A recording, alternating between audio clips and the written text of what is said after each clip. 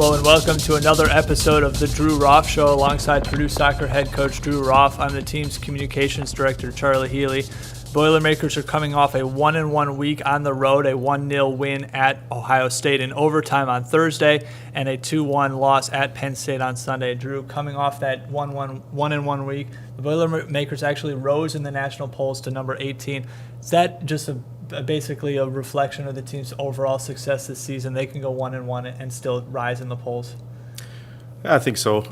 Anytime you take a road trip like that in the Big Ten, the Ohio State and Penn State, the type of teams they have, the type of players they have, come out of there with 3 points. I think it's it's just a sign that how tough this league is. So of course you always hope for those 2 wins, but ran up against a couple of very good teams, and I thought our team, ironically, I felt that we played better against Penn State as a team, and that's how our game works sometimes, right? So certainly a positive road trip, and it's nice to see that we're still up there, but so much to play for despite that loss, and just a good opportunity to kind of refocus and get back to it. Let's look back first at Ohio State, a 1-0 overtime win, the fastest overtime goal in program history, 34 seconds in, Sarah Griffith from Tegan Jones.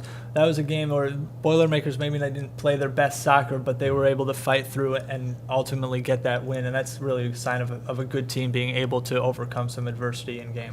Yeah, absolutely.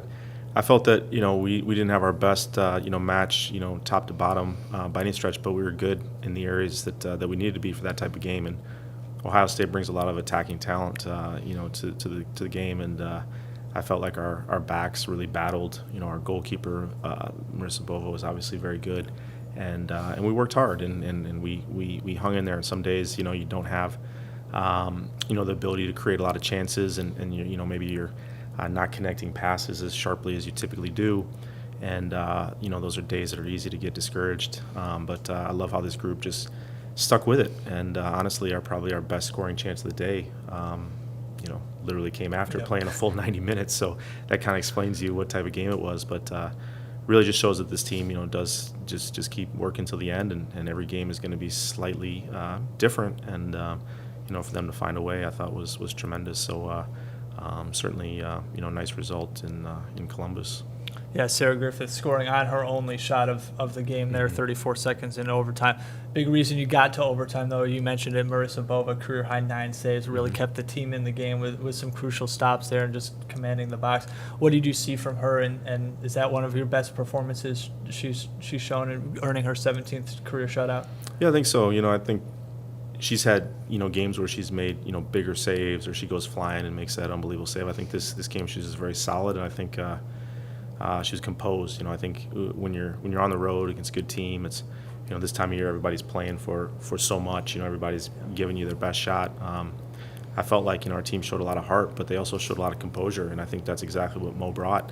Because there were some times where Ohio State did break us down, and they had some good chances, and Mo was clean. Those saves that maybe they don't look like they're spectacular saves, but they're tough saves to make, and they're tough saves to hold on to the ball and not give up rebounds and things like that. So I thought she was, very clean with some of those saves, and like I said, she just stayed composed, and I felt like that kind of helped the rest of our team stay composed, because she had to make those plays, and eventually, like I said, it just kind of paid off, and but she's obviously a huge part of that. And said, some games offense has been firing on all cylinders. That was a game where we needed our defenders and we needed Mo to really keep us in it, and fortunately it worked out. Yeah, absolutely. Great game from not only Marissa Bova, but that back line really played well. Mm-hmm. Looking ahead to Penn State on Sunday, a tough 2-1 loss. What can you take from that game in terms of learning moments and takeaways as we prepare for Northwestern on Thursday? I think that's exactly, you nailed it with the learning moments, because I felt that, we knocked the ball around pretty well. I like how we played. We were aggressive. At times we're on the front foot. But when you play a team like that that has, a couple real special players, you always need to be aware in that one moment that you let your guard down.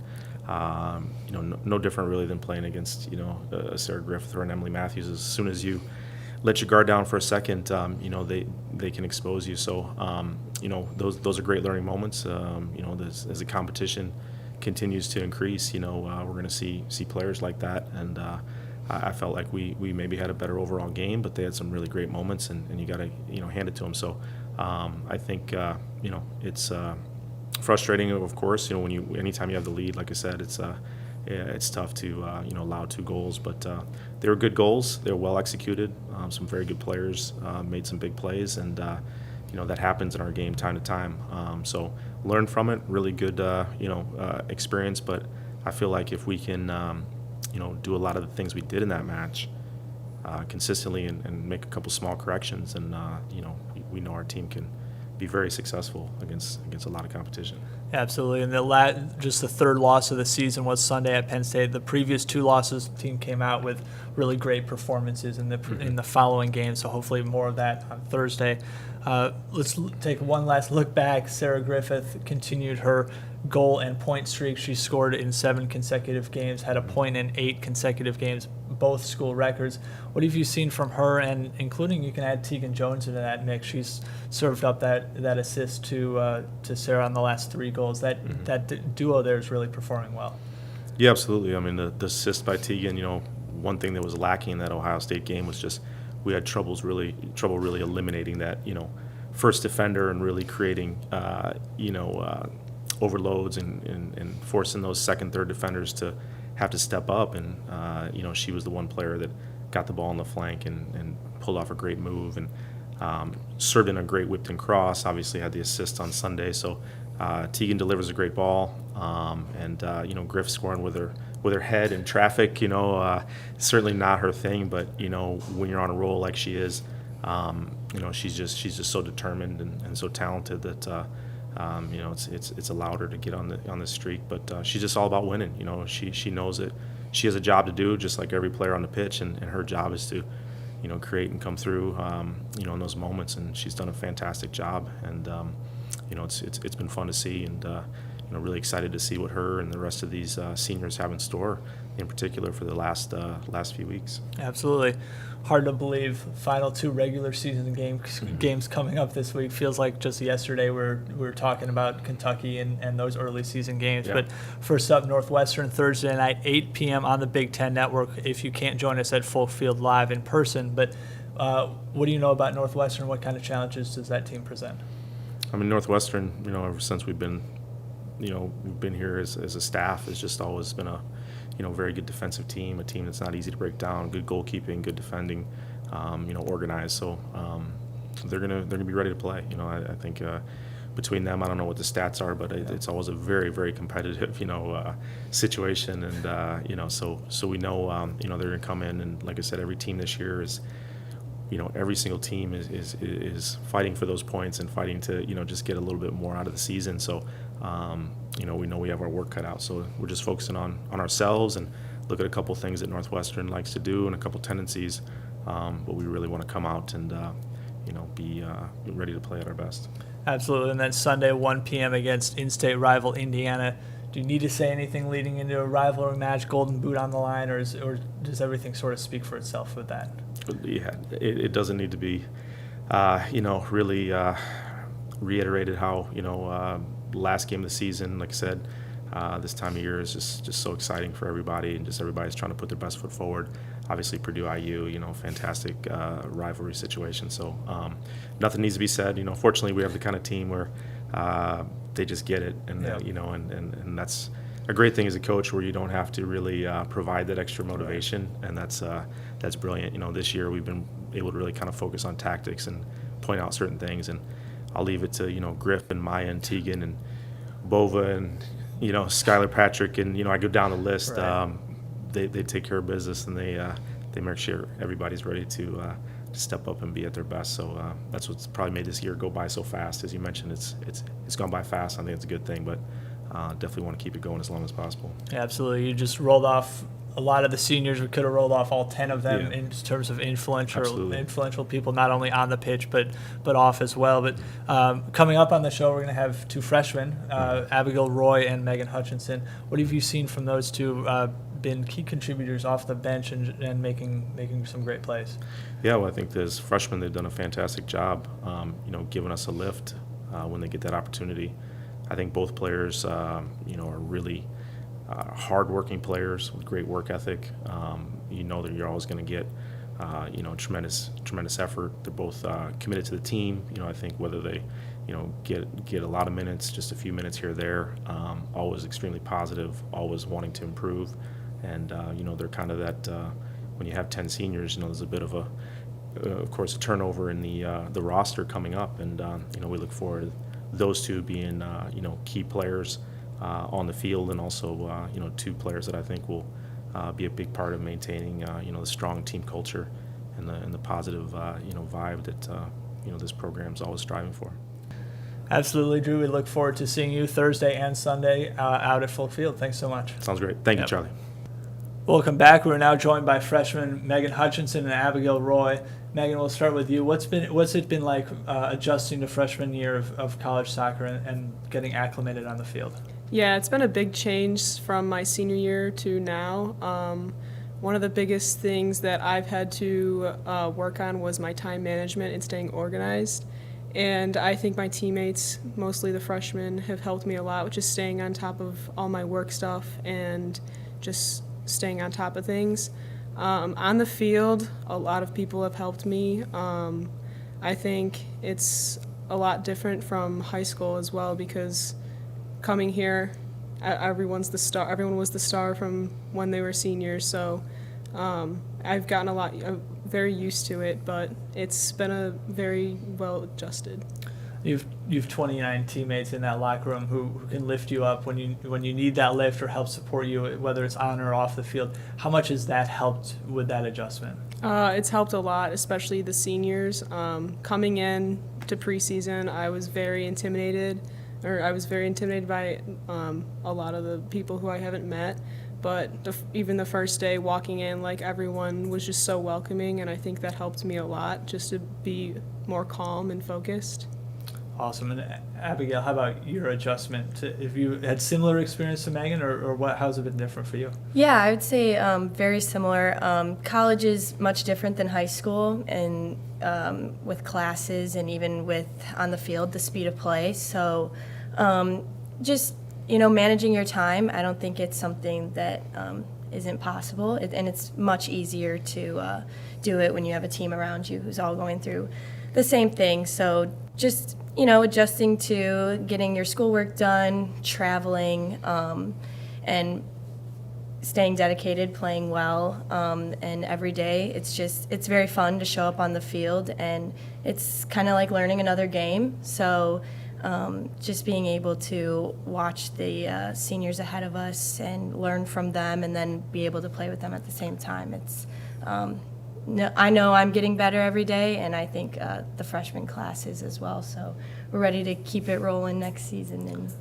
and then on. Yeah, absolutely. And don't get too ahead of yourselves. We got plenty more soccer left to play this season. Exactly. But as you look back at this year, what's transpired so far, you have a favorite memory, whether it's on the field playing or off, about this year so far, your freshman year? I feel like maybe not a specific memory, but our team is amazing. I knew I was walking into a special program, but each day it just gets incredibly more special, and sometimes I'm like, it's surreal that I'm here. The people that I get to play with every day, our senior class is amazing. I just feel like they've all mastered the game, and to be able to learn from them and just be around them and see the camaraderie and just being a part of a team like this, it's awesome.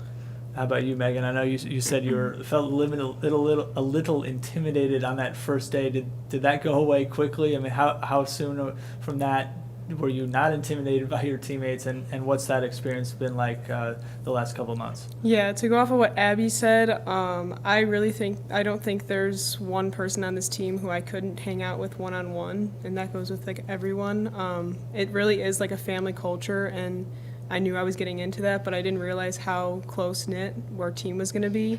So I think that's huge for our team, and it's one of the reasons why we've been so successful. And it's just been amazing, and it's just every day we just keep getting better, and we keep pushing ourselves and others. You guys are a close-knit team, and that includes after a 5-day road trip together at Ohio State and Penn State. There was about an hour time frame within that trip where some of those relationships were tested. The team had a pumpkin painting competition on Saturday as we watched the Purdue football game upset win against Iowa. But we had some pumpkins, we decorated them, and it was a great time. We donated them to the YMCA in the State College area, but a fun event. But there was a little bit of a competition to it, and some things I don't know if heated is the right word, but the competitive nature of the 24 of you certainly showed. Abigail, what do you remember from that? It was so fun, and everybody was kind of messing with each other. We were all very competitive in everything that we do, and I think the funniest part was when I was painting, I was partners with Gracie, and I'm sitting there, very meticulous, trying to win. And Gracie's like, "You have paint all over your face." I'm like, "What? There's no way. I wouldn't have gotten paint on my face." And she's like, "Yeah, all over your face." And I turn, and Megan's sitting there splatter painting her pumpkin, but at the same time, she's splatter painting everyone else's pumpkins and my face, and even Skylar Patrick. So she had to deal with the wrath of Skylar too. But yeah, it was competitive, but Megan was kind of sabotaging. More on that. I was going to ask about that, Megan. Some athletes had access to super glue to help build their pumpkins and put some decorations on them. Others did not. Is there a reason for that? Yeah, so I was partners with Chloe, and me and Chloe are not artistic whatsoever. So in order for us to think we could win, I tried to sabotage all the super glue so no one else could take it. That kind of backfired because first everyone else got super glue, they all found it, and second it kind of exploded in my sweatshirt, so that wasn't very good, but yeah, that was my way of how we think we could win. It didn't work so well. They didn't. Yeah. Didn't work. Okay. Fair enough. For those watching at home, if you've not seen the pumpkins, they're on our social media channels. You can check them out. And we did have a story going on Saturday night with fans were able to vote for their favorite pumpkins as well. So if you're not following Purdue soccer on social media, now's the perfect time to do so. You talked about painting. You said you're not much of an artist, but I know the freshmen do have some little tradition of doing paint by numbers. Did that help at all with your pumpkin painting? I don't think it helped much because it's paint by number is a lot easier. You have you get to paint the in the lines. And the pumpkin, me and Chloe really had no idea what we were doing. We kind of just started putting slobs of white paint and just seeing how it went.